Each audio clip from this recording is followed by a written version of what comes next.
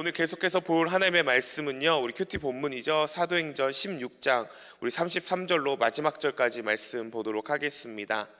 사도행전 16장 33절부터 우리 마지막 40절까지의 말씀, 같이 216페이지에 있습니다. 사도행전 16장 33절로 40절까지의 말씀 우리 같이 보도록 하겠습니다. 우리 함께 봉독해서 하나 올려드립니다. 그 밤 그 시각에 간수가 그들을 데려다가 그 맞은 씻어주고 자기와 그 온 가족이 다 침례를 받은 후 그들이 데리고 자기 집에 올라가서 음식을 차려주고 그 온 집안이 하나님을 믿음으로 크게 기뻐하니라.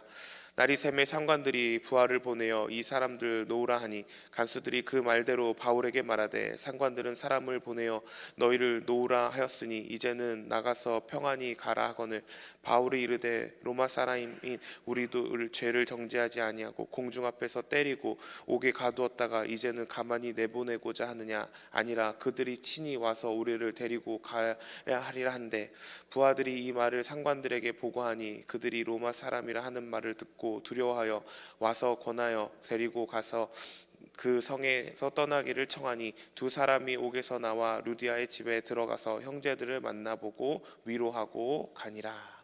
아멘. 우리가 살아가는 인생에 참 어려움들이 여러 가지 모양으로 다가올 때가 있습니다. 그 중에서도 사실 가장 어려운 것이 우리 사람과의 이 관계성에 있어서 드러나는 문제가 저희들을 참 힘들고 어렵게 할 때가 있는 것을 봅니다. 그래서 많은 사람들이 이 인간관계의 기술을 좀 잘하고 싶다, 나는 대인관계를 참 못하는 것 같다라는 생각을 갖고 있을 때가 있습니다. 그래서 인간관계의 기술이라는 책을 쓴 레스 기블리는 인간관계에 있어 매우 유능한 사람이고 전문가고 많은 세미나와 강의를 하고 다니는 사람인데요. 이 레스 기블린이 이런 이야기를 했습니다. 좋은 인간관계를 유지하기 위해서 기억해야 하는 세 가지 사실, 그 세 가지 사실이 있다고 말하고 있는데요. 첫 번째, 사람은 누구나 이기적이라는 것을 잊지 말아라 라는 것입니다. 두 번째, 사람은 누구나 다른 사람보다 자기 자신에게 더 관심이 많다라는 것. 세 번째, 사람은 누구나 다른 사람들로부터 존경과 인정을 받고 싶어 한다. 이 세 가지를 매번 염두에 두고 사람을 만났을 때 좋은 인간관계를 할 수 있다, 이런 이야기겠지요. 이 세 가지의 사실들을 살펴보면 어떤 단어로 딱 합축이 되냐면 사람들은 참 이기적이구나라는 것을 볼 수 있는 것입니다. 사람들은 좋은 관계를 맺고 좋은 인간관계를 맺어가는 관계성에 있어서 그 사람은 누구나 이기적이다라는 것을 알고 인정하고 나아가면 그 사람과 관계를 좋게 할 수 있다, 이런 이야기 같습니다. 그런데 이 인간관계를 잘 해야 되는 이 관계성에 있어서 이 말하고 있는 전문가가 말하고 있는 방법과 주장에 의하면 사실 지극히 세상적인 모습과 세상적인 방법으로 이 일들을 해결해 가고 있는 것을 볼 수 있습니다. 왜냐하면 하나님이 처음 사람을 만드시고 그 아담이 하나님 보시기에 참 귀하고 특별한 존재였음에도 불구하고 죄가 그 가운데 들어가자 그 죄의 본성이 일으키는 그 마음의 중심에 뭐가 나타나냐면 이기적인 마음이 나타나고 있는 것을 우리는 볼 수 있기 때문이지요. 하나님께서 아담이 혼자 독처하는 것이 너무나 보기 안타까우셔서 가장 적합한 배필을 하와를 만들어 주셨지요. 그리고 하와 옆에 아담 옆에 하와가 만들어진 모습을 보고 아담이 하와를 향해서 이렇게 멋지게 고백합니다. 내 뼈 중에 뼈요, 내 살 중에 살이다. 참 아름다운, 정말 감성이 풍부한 사람의 믿음의 그런 아름다운 고백입니다. 그런데 죄가 그 안에 들어가자 그의 본성이 드러납니다. 죄의 본성이 드러나기 시작하는데 하와를 향해서 무엇이라고 이야기합니까? 하나님이 내게 주신 저 여자가 나로 하여금 이 과일을 먹게 해서 저 여자 때문에 내가 이렇게 지금 하나님 앞에 두려워서 숨었습니다 라고 이야기하는 걸 볼 수 있습니다. 죄의 본성과 죄의 처음 된 모습에 얼마나 이기적인 마음이 우리 가운데 들어왔는가를 살펴볼 수 있는 아주 중요한 파트라고 생각을 합니다. 사람은 누구나 이기적이다. 어쩔 수 없이 죄의 근성이 우리 가운데 남아있을 때는 우리는 여전히 이기적인 모습으로 이 땅을 살아갈 수밖에 없다라는 것이죠. 그러나 하나님이 만드신 창조물의 처음 모습은 이기적이기보다 하나님 중심으로, 하나님 마음에 가장 합박한 모습으로 살아갈 수밖에 없게 되어 있다라는 거죠. 그래서 하나님의 자녀들은요, 사실 이 이기적인 모습을 내어 던져버리고, 왜냐하면 그것이 죄의 본성이었기 때문에 이제 우리는 이타적인 마음을 가지고 살아가야 합니다. 왜요? 예수 그리스도께서 이 땅에 내려오신 삶의 모든 모습을 보면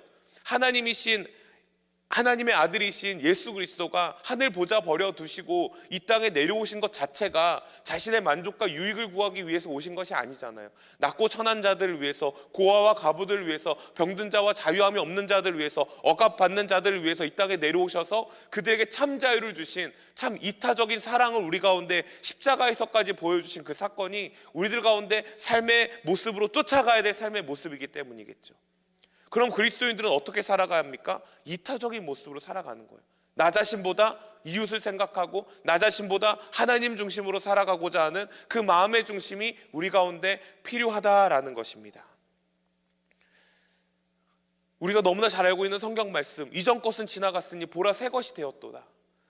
이전 것이 무엇입니까? 죄의 근원으로, 죄의 본성으로 살아가는 우리의 이기적인 옛 모습과 옛 과거의 삶의 태도를 벗어버리고 그리스도 안에 참 자유롭고 십자가의 구원의 은혜를 우리가 온전한 그리스도인으로 살아가는 삶의 모습 가운데 나타나야 될 모습, 새 것이 되었도다. 하나님의 성품을 닮은, 예수 그리스도의 성품을 닮은 그 삶의 자리로 우리가 나아가야 한다라는 것이겠지요. 이 세상을 살아가는 사람들의 모습을 보면 여러 부류가 나올 수 있겠지만 여전히 우리가 나눌 수 있는 건 두 부류입니다. 세상 사람 아니면 하나님의 자녀. 세상 사람들의 그 근원적인 삶의 모습이 무엇이라고 나타나고 있습니까? 이기적인 거예요. 그렇다면 하나님을 믿는 하나님의 자녀들의 삶의 모습은 지극히 이타적인 다른 누군가를 위한 삶을 살아내야 합니다. 왜냐하면 내가 그 복음에 빚진 것이 너무나 크기 때문에, 내가 하나님으로부터 받은 사랑이 너무나 크기 때문에 우리는 다른 사람에게 이 사랑을 전하고 이 은혜를 전하는 삶으로 우리가 나아가야 한다라는 것이죠. 오늘 본문에 이 두 부류의 모습이 너무나 정확하게 등장하고 있는 것을 볼 수 있습니다. 먼저 우리가 살펴볼 첫 번째 부류의 모습은요, 세상 사람들이 가지고 있는 이기주의적인 삶의 태도와 자세가 어떻게 그들 가운데 나타나지는가를 우리가 볼 수 있는 것이죠. 우리 35절 말씀 볼까요? 35절 말씀을 보니 날이 새매 상관들이 부하를 보내어 이 사람을 놓으라 하니, 여기서 나타나고 있는 이 상관들은 사실 우리가 쉽게 봐도 너무나 지극히 이기적인 삶의 자세를 가지고 살아가고 있는 것을 볼 수 있습니다. 우리가 살펴본 22절 말씀에 나오는 상관들이 여기 나오는 상관들이잖아요. 이 사람들은 어떤 사람들이었습니까? 로마 사람들이 바울과 실라가 유대인이라고, 그 유대인으로서 이 온 마을을, 이 빌립보 지역을 소동케 하고 혼란스럽게 한다라는 그런 고발 때문에 그들을 잡아다가 옷을 찢고 또 매를 치고 감옥에까지 가두라라고 명령을 내렸던 그런 로마 지배관들의 모습이었습니다. 그런데 큰 지진이 일어나게 되었지요. 그리고 그 다음날 지진으로 인해 다시 감옥으로 달려와서 이 일이 어떻게 된 건가 봤더니 이게 저 사람들로 인해 이게 지진이 일어난 거다라는 판단을 하고 이제 그 바울과 실라를 내놓아야 된다고, 내풀어줘야 된다라고 지금 이야기하고 있는 모습을 볼 수 있습니다. 왜 이들은 이렇게 행동하고 태도를 취하고 있을까요? 왜 바울과 실라를 풀어줬을까요? 이런 소동을 일으키고 이런 문제를 일으켰으면 오히려 더 잡아다가 옥에 가두고 더 심한 일을 해야 되는 거 아닌가요? 그러나 이들은 상관들은 바울과 실라를 내주는 일을 결정합니다. 사실은 가만히 생각해 보면 이들이 이렇게 태했던 행동과 자세들은 이들 가운데 있는 두려움이, 이들이 이렇게 이기적인 마음을 가지고 살아갈 수 있는 그 근원이 되는 것을 볼 수 있습니다. 두려움이죠, 두려움. 바울과 실라가 귀신 들린 사람까지 내쫓아서 그 귀신을 쫓고 그 사람으로 인해 변화된 삶을 일으키는 사람, 가는 곳곳마다 기적과 이사를 일으키는 사람, 어떤 신적인 존재에 붙들림을 받는 사람들, 지진까지 일어났잖아요. 그러니 이들에게 다가온 것이 무엇입니까? 신적인 사람들을 건드렸더니 내 목숨이 어떻게 될까? 혹여나 저들이 믿는 신이 나를 가만히 두진 않을까라는 하는 그 두려움 때문에 이들을 내풀어주고 있는 모습을 볼 수 있는 것이죠. 이기적인 사람들의 특징이 여기 나타나는 거예요. 두려움입니다. 두려움. 내가 잡고 있는 거, 내가 붙잡고 있는 거, 내가 끝까지 잡고 가야만 하는 이것이 놓쳐질까 봐 하는 그 두려움. 너무나 지극히 이기적인 세상 사람들의 모습이라는 것을 볼 수 있습니다. 이들은요, 자신들의 만족과 유익을 위해서 따지지도 않고 사람들이 웅성웅성 대면서 저 사람들 잡아 죽여야 됩니다, 저 사람들을 처형해야 합니다, 저 사람들을 감옥에 가둬야 됩니다, 때려야 합니다 할 때 어떤 자잘못도 따지지 않고 무조건 잡아다가 사람들이 좋아하니까, 그러면 자신들의 인기와 명예가 더 많아질 거니까, 사람들이 자신들을 더 쫓을 거니까 앞뒤 따지지 않고, 이 로마와 이 바울과 실라가 어떤 사람이었는지 앞뒤 재보지도 않고 물어보지도 않고 매를 치고 옷을 찢고 감옥에 가둔 일을 하는 사람들, 자신들의 이익과 만족을 위해서라면 그 어떤 일이든지 이기적인 마음을 가지고 하는 사람들, 그런데 또 어려움이 처하자 또 자기의 목숨이 연연해질까 봐 그걸 놓지 못하고 그 사람들을 풀어주고 있는 모습들.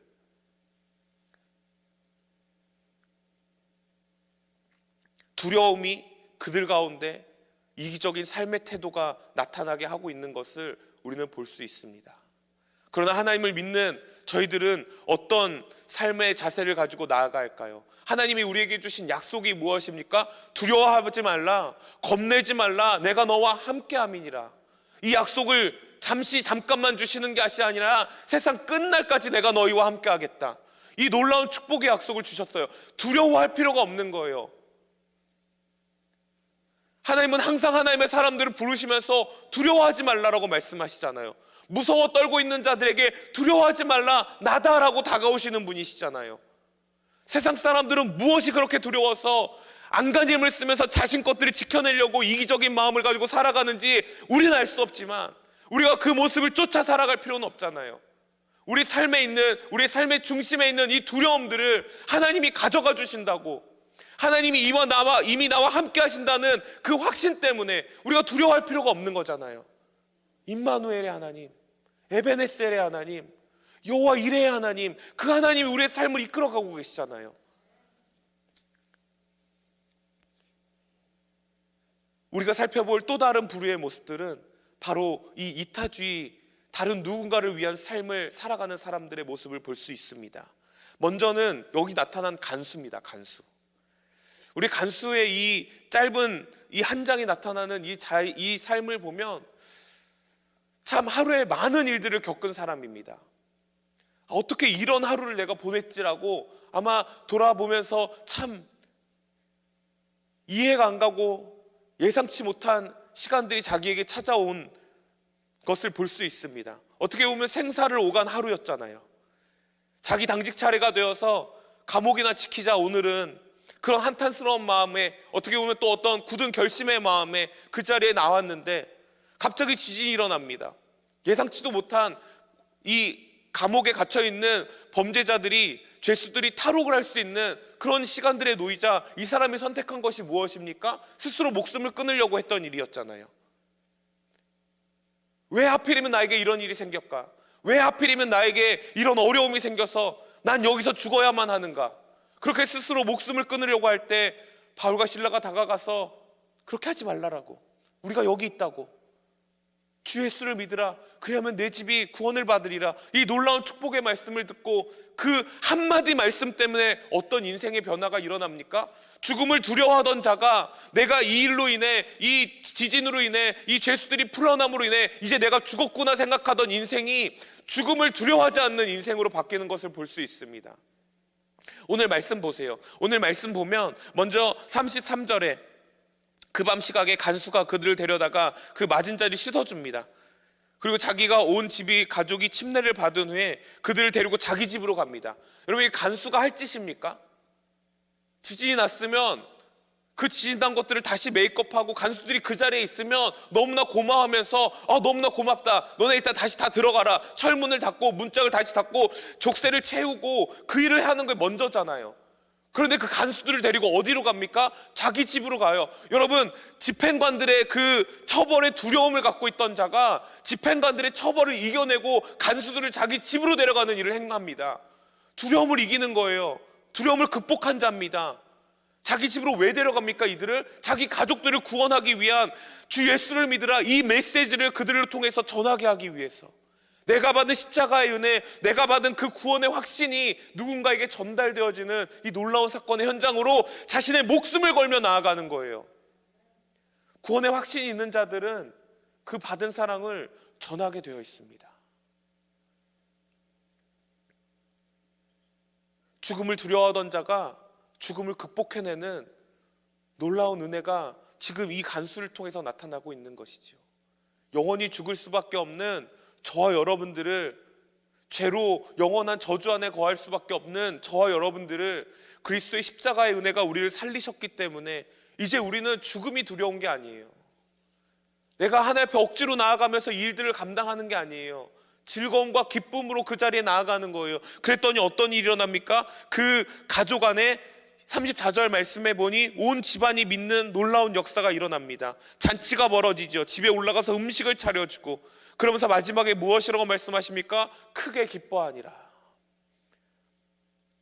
죽음의 눈물이, 두려움의 눈물이 기쁨으로 변화되어지는 이 놀라운 사건이 구원의 복음의 확신 하나 때문에 이루어지고 있는 것을 볼 수 있습니다. 우리가 또 살펴볼 사람들은 누구입니까? 바울과 실라겠지요. 이 사람들이 지금 오늘 본문에 보면 이제 그 사람들이 와가지고 너네 가라라고 이야기한 것을 간수를 통해서 들었을 때 이제 평안히 갈 수 있습니다. 여러분 자유입니다. 이제 가십시오. 마음껏 가서 내게 전한 이 복음을 전하십시오. 지금 당장 나가십시오 라고 이야기하는데, 아니다. 저 사람들이 우리한테 와서 우리를 데리고 나가야 된다. 우리가 로마 사람이기 때문이다 라는 이야기를 합니다. 여러분 생각해 보면요, 바울과 실라가 왜 하필 지금 자신들의 정확한 신분을 들이내미고 있을까요? 내가 로마 사람입니다. 우리가 로마 사람입니다. 이것이 얼마나 큰 특권인지 바울과 실라가 몰랐을까요? 이미 알고 있었습니다. 이것이 얼마나 큰 특권이자 당시 로마가 통치하는 나라의 로마 시민권이라는 것이 얼마나 큰 힘이 되는지 알고 있어요.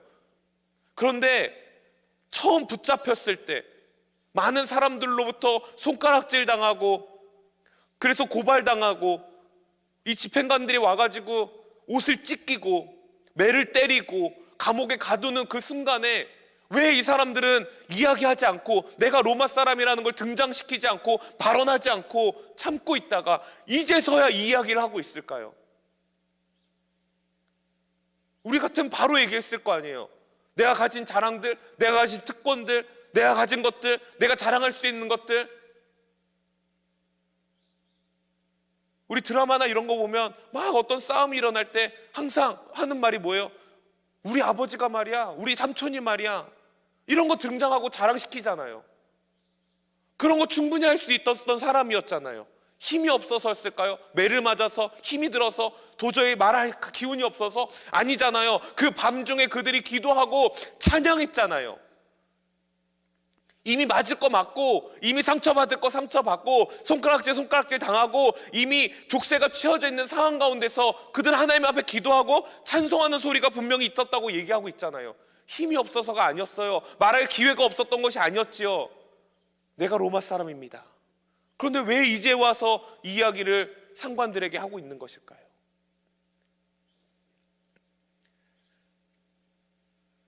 단순하게 내가 가진 것을 자랑해서 봐라, 니네 이제 큰일 났다, 복수심에 불타오르는 그 이기적인 마음으로 바울과 실라가 지금 내가 로마 사람이라는 것을 고백했을까요?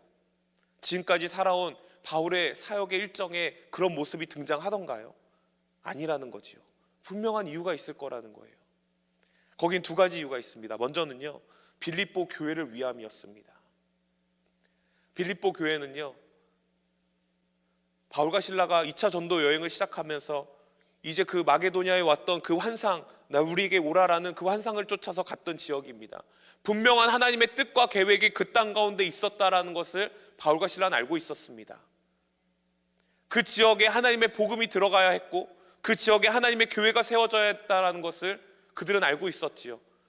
그를 통해서 빌립보 교회를 통해서 유럽 전체가 복음으로 정말 무장되어지는 많은 교회들이 세워지는 관문이 되었던 것을 그들은 알 수 있었던 거지요. 루디아를 통해서 그의 가족들이 구원을 받고 교회가 세워집니다.